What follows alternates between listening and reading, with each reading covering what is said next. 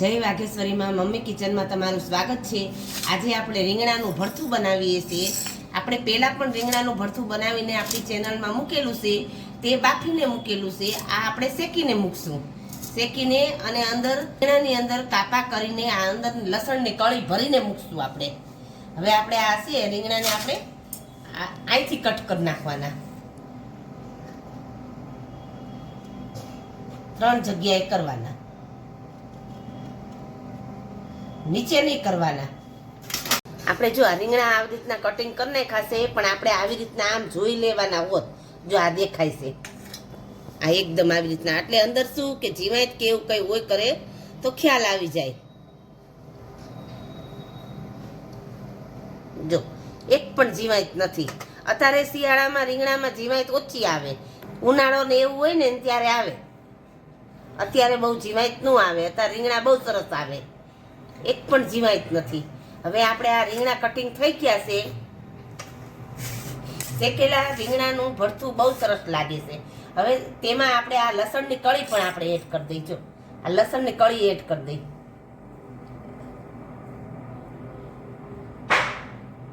એટલે લસણની કળી પણ બફાઈ જાય અંદર। આપણે ભરથું બનાવીએ છીએ।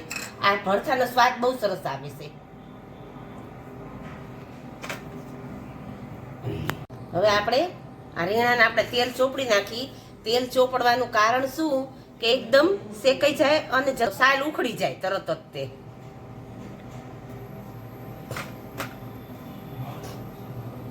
આપણે બધા રીંગણાને તેલ ચોપડી નાખીએ। આ બધાને તેલ ચોપડી નાખ્યું છે। હવે આપણે આને શેકી નાખીએ।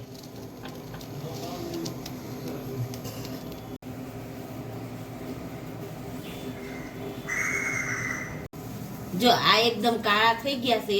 આ જો જો આ ચપ્પુ ખૂચે ને એટલે માનવાનું શેકાઈ ગયા છે। આ હવે આવી રીતના આપણે બધા રીંગણા શેકી નાખીએ। રીંગણાને આપણે શેકી નાખ્યા છે। હવે આપણે આની સાલ ઉતારી નાખી। જો આપણે લસણની કળી પણ નાખી હતી, એ એકદમ પણ બફાઈ ગઈ છે। જો આ લસણની કળી આ જો સરસ મજાની બફાઈ ગઈ છે। જો હવે આપણે આને બધાને સાલ ઉતારી નાખીએ।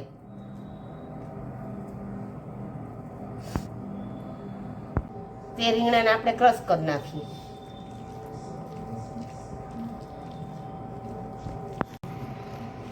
આ રીંગણાનો ચૂંદો કરી નાખી અને મેં બટેકા પણ બાફ્યા છે, કારણ કે અમારા ઘરનાને બટેકા નાખેલું ભરથું વધારે ભાવે। તમારે ન નાખવા હોય તો ન નાખી શકો તમે। હવે આપણે રીંગણા અને બટેકા આપણું ક્રશ થઈ ગયું છે। હવે તેને આપણે વઘારી નાખી અને આ લીલું લસણ લીધું છે, આ લીલી ડુંગળી લીધી છે, આ ટમેટા લીધા છે અને આ બધું હવે જ છે। અને આ ડુંગળી લસણ મરચાં તેની પેસ્ટ છે અને આ દાળ શાકનો મસાલો છે। આ દાળ શાકનો મસાલાની રેસીપી મારી ચેનલમાં મૂકેલી છે, તે તમે જોઈ શકો છો।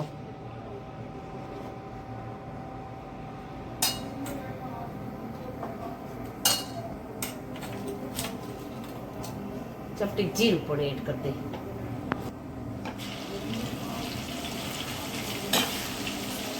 લસણ પણ એડ કરી દઈએ, લીલું લસણ। આ લીલી ડુંગળી પણ એડ કરી દઈએ।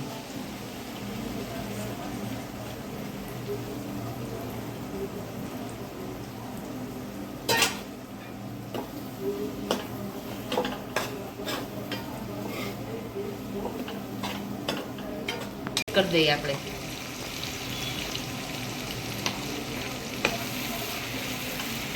ટમેટા પણ આપણે એડ કરી દઈએ। ટમેટા ત્રણ નંગ જેવા લીધા છે મેં।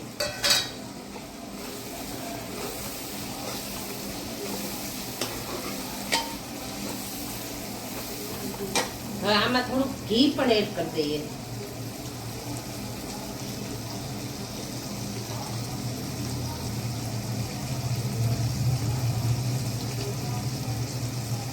એક ચમચો ભરીને ઘી।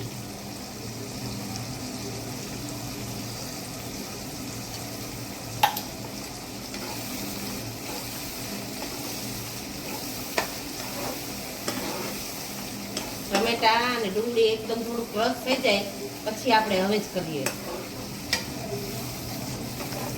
ચમચી પેલા મીઠું નાખ્યું હતું. હવે આપણે બીજું સ્વાદ અનુસાર મીઠું એડ કરી દઈએ.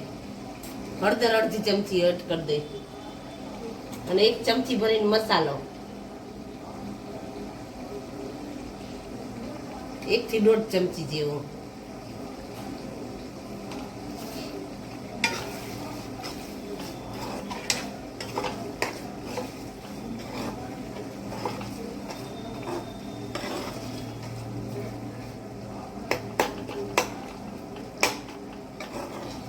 બધો આપણે માવો એડ કરી દઈએ.